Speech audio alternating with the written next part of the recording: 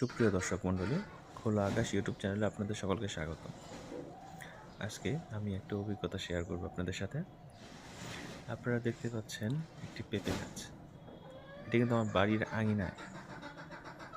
এই গাছটি কিন্তু আমি ধরতে পারেন এমনিতেই রোপণ করেছি। কোনো প্ল্যান ছিল না, জাস্ট একটি ছোট একটা চারা এনে এখানে রোপণ করেছি। গাছটা আজ এত বড় হয়ে গেছে।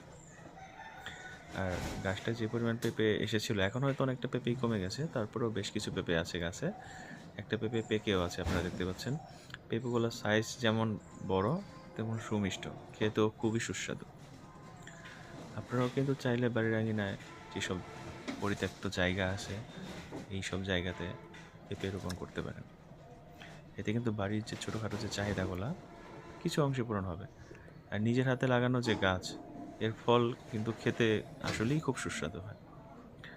আর দেখতেও খুব সুন্দর লাগে। বাড়ির আঙিনায় একটা পেঁপে গাছ, সেটার মধ্যে সুন্দর সুন্দর পেঁপে ধরে আছে। একটা বাইরে বাইরে থেকে একটা মানুষ আসলেও কিন্তু তারাও খুব আকৃষ্ট হয় পেঁপের উপরে।